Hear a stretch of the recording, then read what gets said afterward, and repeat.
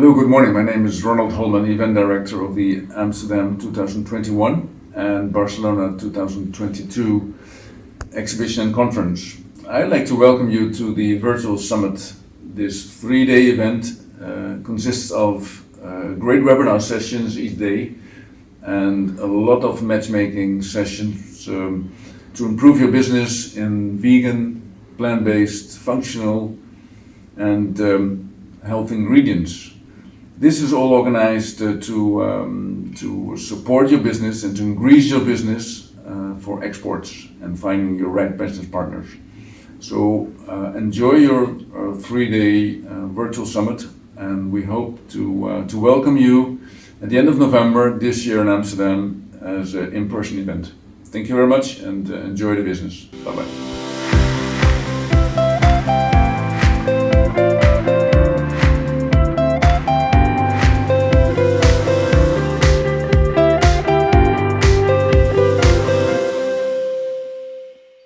Hello everybody. In this webinar I would like to tell you more about our program Enterprise Europe Network and how it can help SMEs to grow and to innovate internationally. But first let me give you a small introduction about myself.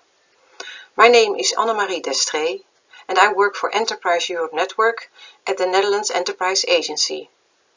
I am advisor at EEN, as we call the network, and I am organizer of the matchmaking event, the side event of this Free From Food virtual summit. I will now start my presentation. The Netherlands Enterprise Agency in The Hague is one of the 600 member organizations that act as a contact point for EEN. You may think that EEN is a typical EU program and carried out in the EU only, but in this slide you see where EEN is represented. All the blue countries are EEN member states. The only difference with the darker blue EU states and the lighter blue states is that the EU countries receive funding from Brussels to carry out the program. In total, we are with 3,000 local experts spread over more than 600 locations.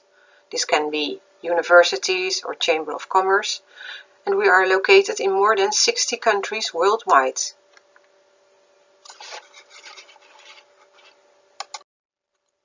This means that Enterprise Europe Network is the world's largest support network for SMEs with international ambitions.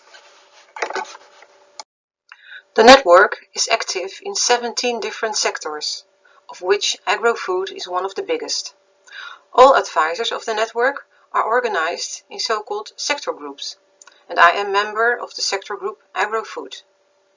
So what do we offer to SMEs? Our network services can be divided into 3 areas: promotion of international partnerships, advisory service support, and support for bringing innovations to the market. For international partnerships promotion, we have 3 different tools. The first one is the Partnership Database. It is Europe's largest database of business opportunity. It gives SMEs direct access to find potential partners for business, technology or research. We organize effective matchmaking or brokerage events at international trade fairs or conferences, like here at the Free From Food virtual summit. And we organize tailor-made trade missions. Our advisory service includes advice on EU law and regulations, for instance about the CE mark. And apart from legal advice, we offer market information and we have expertise on IPR. For innovation support, we help SMEs with access to funding and finance for their innovation for EU projects. In this way, we help SMEs to commercialize their innovations faster. I mentioned in the previous slide the Partnership Database. Now this slide shows you the link to it, and this is actually the core of our program. More than 9,000 active profiles can be found here, of companies, institutes and universities that are looking for partners abroad. Partnerships can be commercial, like finding a distributor or an agent. They can be technological, or for research projects. You can fill in a keyword in the field that I circled if you are looking for a certain profile. And here you see an example of such a profile in the database. The profiles are anonymous, as you see, so there are no company names or logos. The contact details are only known by the advisors of the network, and only after both parties agree to exchange the contact details, the companies can get in direct contact to explore possibilities of collaboration. In this schematic overview, you see how it works. For instance, a Dutch SME is looking for a distributor in Germany. The SME contacts the local EEN advisor, and together they create a business profile for the database. When the profile is published, the German EEN advisor receives a notification and contacts potential business partners in Germany. If the German EEN advisor finds a potential business partner, an EOI, or expression of interest, will be expressed on the profile, and the Dutch EEN advisor will contact its clients, the Dutch SME. They will then exchange contact details, and from then on, it's up to the companies to further investigate collaboration. As I mentioned before, apart from the database, we organize matchmaking events for SMEs. Often, these matchmaking events are in the framework of a trade fair or of an international conference. Usually, they take place live on the premises of the event, but due to the pandemic, the matchmaking events are taking place online. We use the B2Match website for organizing matchmaking events. In this website, participants register with their company profile. They can invite other companies or get invited for a B2B meeting. I hope that you also participate in a matchmaking event. It saves participants a lot of time and money. The third instrument that we use to help SMEs with international partnerships is the organization of company missions, both incoming and outgoing. Here we had an incoming fact-finding mission from Spain, with producers, importers and exporters of fruit. When we organize a trade mission, we offer the participants a tailor-made program, and we provide local transportation for the site visits. Of course, this photo was taken 3 years ago, before the pandemic. The mission of our program is to boost international trade and therefore economic growth, and it creates jobs in the EU. In the past 7 years, 11,000 companies have signed business, technology or research partnerships. 90,000 companies attended international brokerage events and company missions, and 1.7 million people participated in these events. 70,000 targeted business meetings took place every year, and more than 600 questions on EU issues were answered. And it's proven that it works. We have a very high satisfaction rate, and SMEs that use our network, they grow on average 3% more than those who don't. And this is why our slogan is Enterprise Europe Network, business support at your doorstep. Thank you very much for your attention. You can visit our website or contact our local point, and you see the links here beneath. Thank you very much.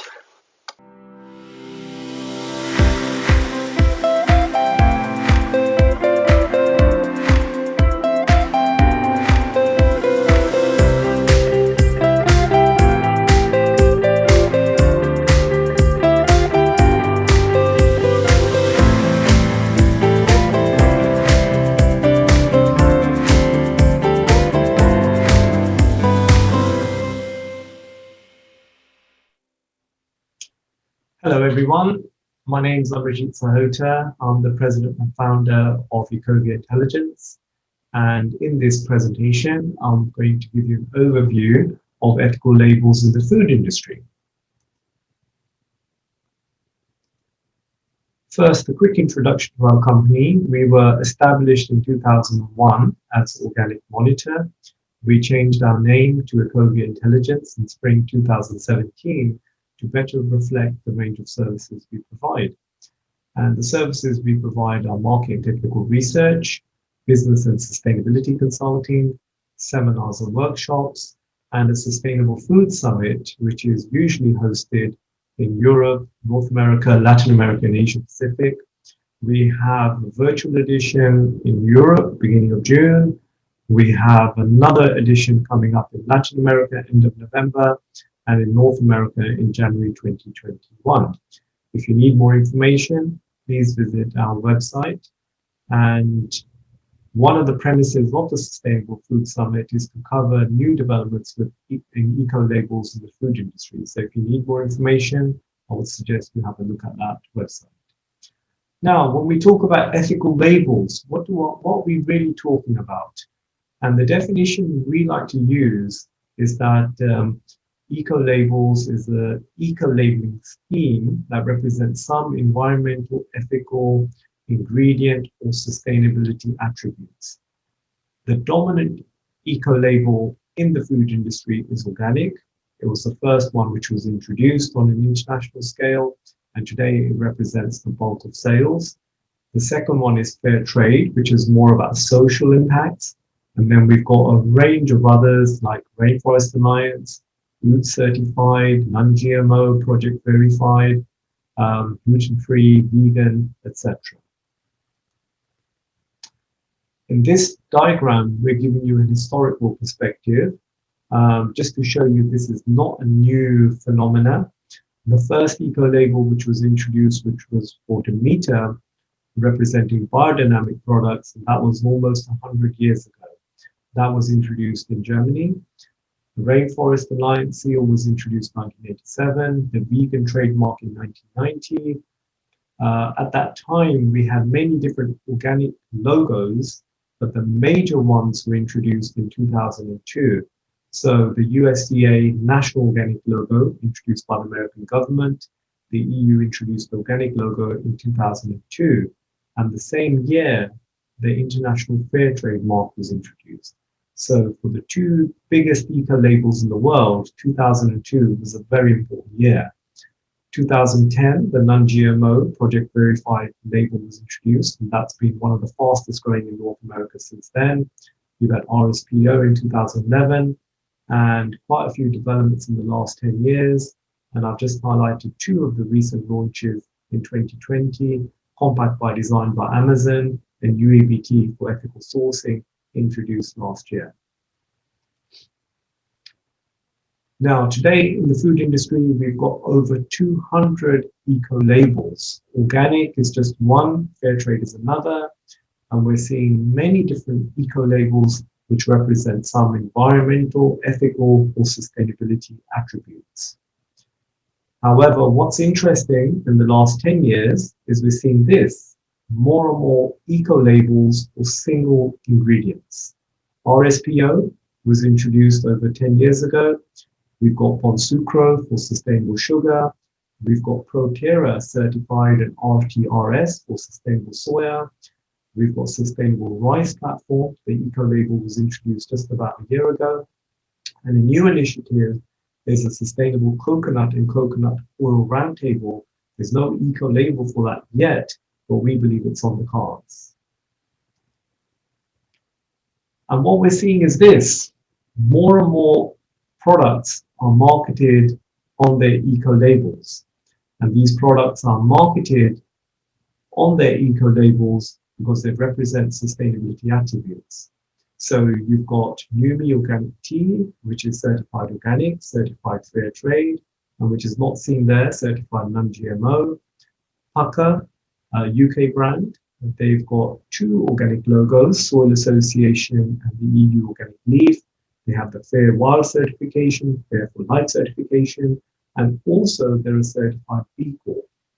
This coffee is an American brand, and it's marketed as triple certified coffee because it's certified organic, certified fair trade, and it's certified Rainforest Alliance. And then you have this confectionery or chocolate brand, Endangered Species, It's certified fair trade, certified non-GMO, certified gluten-free, and vegan. So this is the way some brands are really marketing their products. And the question is the future. Will we expect to see more labels or less labels? And here I'm going to take a quote from the English author, Philip Pullman, who says, "People are too complicated to have simple labels." And maybe that's going to be what we're going to see in the future. More and more labels representing some sustainability or ethical or some green attributes, because consumers, they don't want something simple. They want something which reflects their green perspectives. And as long as they're going to be complicated, the labels will reflect that. And with that, I'll close. Hope to see you again at another seminar. If you need more information, here's our website. Thank you.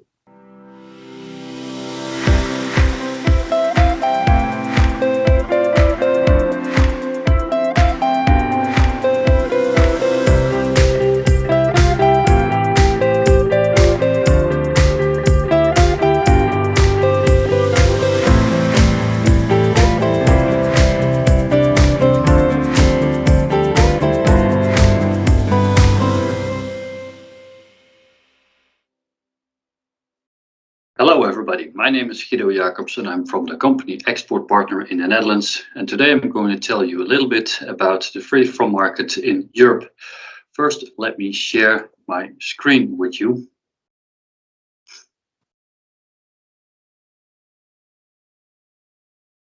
The free from market. Let's first split that into three segments. The free from market as a whole, the organic market, and the plant-based market. If we look at Europe for the free from markets, we see that the market has grown significantly throughout the last years and is also expected to grow in the upcoming years, mostly because of the growing number of consumers having a food intolerance. You see packaging in the supermarkets claiming all kinds of stuff like sugar-free, gluten-free, lactose-free, and also pesticide-free, or even, as the picture in the presentation shows you, antibiotics-free on meat products. If you also look at the product launches in Europe, you see that many launches are with claims for clean label food. And that even grew by 10% annually. So the last introductions in the categories are mostly driven by clean label products. And even the sales of this grew dramatically. For example, it is expected to get to 673 million pounds in 2020 in the United Kingdom. If you split the market into segments and if you look at the dairy-free market, then you can see that there is a huge growth, especially almond milk. Almond milk has outperformed soy milk alternatives in the last few years. And if you follow the curve, you can see that in 2014 or 2015, it was close to $500 million US.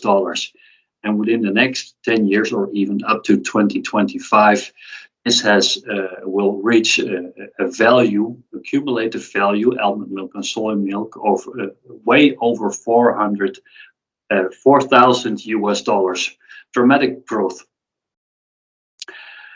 If you look at the lactose-free product market and in which country this is, then surprisingly you find that in Italy there is a huge demand for lactose-free products, followed by Spain, so the south of Europe. Also Germany being in the top 5, but Germany is a country which is double the size of a country such as Italy. Finland and Sweden also score relatively high, but that is because of the high consumption per capita, because there's not that many inhabitants in these countries. United Kingdom follows by not even a quarter of the size of Germany, while the country is half the size, more or less. So surprisingly, the United Kingdom is not that big for lactose-free products. If you look at gluten-free products per capita spending, then you find the Scandinavian countries on top. This is also the case for lactose-free, and also the case for organic products. You also see dramatic growth from 2015 up to 2020. So in 5 years, for instance, for Finland, the market has grown with a 0.7, which is dramatically. Italy also scores relatively well here, as well as the Netherlands. The Netherlands is almost doubling in those 5 years. So if you look at the total size, we are the second largest organic food economy in the world after the United States. Its value is around 40.7 billion euros, which is a growth of almost 8% compared to last year, which is tremendous. Those 40.7 billion is in hands of Germany with 10.9 billion, followed by France 9.1 billion, and followed by Italy 3.5 billion as a market size. If you look at per capita spend, then Switzerland and Sweden have the highest capita spend on organic food. Now, why is it that consumers buy this? The main reasons are that it contributes to a better world, that they contain less or even no pesticides and preservatives. So consumers feel that they contribute to a more sustainable world and a better world, and that the products are also produced in a more sustainable way. Surprisingly, the demand of these products, of organic food products, is growing faster than that European producers can produce. So this is a huge opportunity for non-EU producers because it is growing faster than they can keep up with. Also, this graph indicates what I just mentioned. United States leading the retail share of organic food worldwide with 42%, followed by Germany and France with 11%. Bear in mind that Germany has a population of about 88 million, whereas United States is, I think it's around 300 million. So it's about the same size per capita. France has less population than Germany and is also with 11% a good representation. If you look how this evolved in the last few years, then you see that the growth is tremendous. Within 2005 up to 2020, the market has grown from 11 million to 41 billion. That's a huge growth, and it is also expected to grow even further. If you zoom in and if you look at organic meat as a subcategory of the organic food markets, then you see that Switzerland leads the market, whereafter the Netherlands is on top. The Netherlands is relatively stable, where you find that in most economies, the organic market is still growing dramatically. Plant-based, which is another category that can also be part of free from meat. Veganism is increasing in practically every country, whereas Western European leads Eastern European countries. And also, if you look at the population, you'll find that more women than men are choosing a vegetarian or a vegan way of life, or choose a flexitarian way of life more often than men do. This is also something that you see with young people. More young people tend to choose for a vegan lifestyle versus older people. If you look in Britain, the number of vegans increased by 360% over the past decade. So those who choose meat-free or choose to consume less meat has increased from 50% in 2017 up to 65% in 2019. Also, this share is most likely to grow in the coming years. And veganism and vegetarian lifestyle have become so popular that even in Germany there is a specific supermarket retail chain focusing on vegan products only. So not just a category, no, a whole supermarket and a whole supermarket chain. So not a single outlet. And Vegans, which is the name of the supermarket, conducted a survey, and people said that at least 55% of the participants choose a vegan way of life for health reasons. So not as much for animal welfare or sustainability, but for personal health reasons.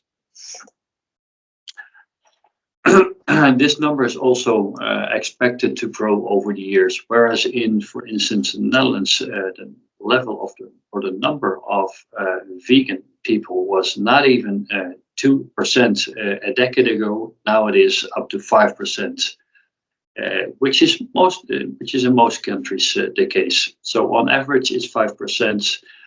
Topped by Italy and United Kingdom with 6%. But this percentage will grow over time.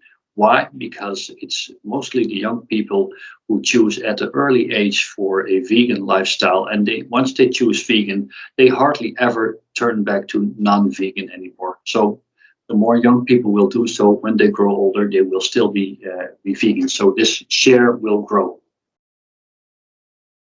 This is what you also see in the market, because where it all started with rebellious brands competing the big giants with their vegan assortment, it is now being adopted by the more mainstream brands and companies.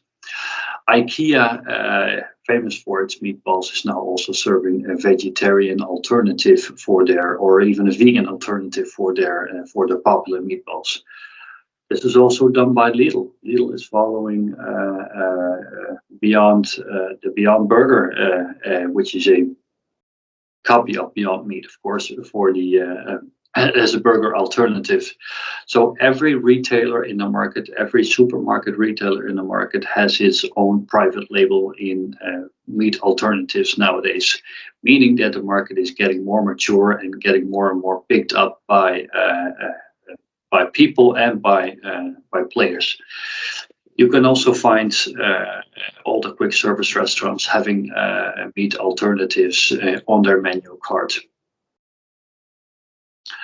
There are three main barriers for meat alternatives or even plant-based, which is at this stage the price. In particular, if you look at the meat alternatives, meat products are still subsidized in many European countries, which means that the kilo price for meat, for pork meat, for instance, or chicken, is relatively low. This also makes the price of meat alternatives relatively high. That means it's for consumers, from a price perspective, not that affordable and not that interesting to switch from true meat to meat alternatives. Also, the quality was, a few years ago, it left much to be desired, was not that good or not as comparable. But with companies such as the Vegetarian Butcher, the quality of meat and the taste of meat is now more, meat alternatives is now more at an equal level to true meat, or sometimes even better. So the user experience might be a barrier. So once you've tried something which is not good, then you will never try it again. So the quality of the products and the price is still a potential barrier. Bear in mind that plant-based alternatives are most often at an index of 120 to 150 compared to the non-plant-based alternatives. If you zoom in at the meat substitutes in Western Europe, then you see that this is increasing rapidly, and it's even estimated to grow with another 20% in 3 years in Western Europe. If you take the Netherlands, for example, it is now the meat alternatives have about a share of 7% compared to meat products, which means that 1 out of 14 meat products are now meat alternatives. This percentage is expected to grow to 25% in the upcoming decade. Do you find this market? You will find this market in the more Western European economies, the more leading countries such as the United Kingdom, such as the Netherlands, such as Scandinavian countries. The more south you go or the more east you go, the more traditional the markets and consumers are, and the more conservative the consumption patterns are. So if you want to launch, most likely launch in the more progressive countries such as Scandinavia, the Netherlands, and the United Kingdom.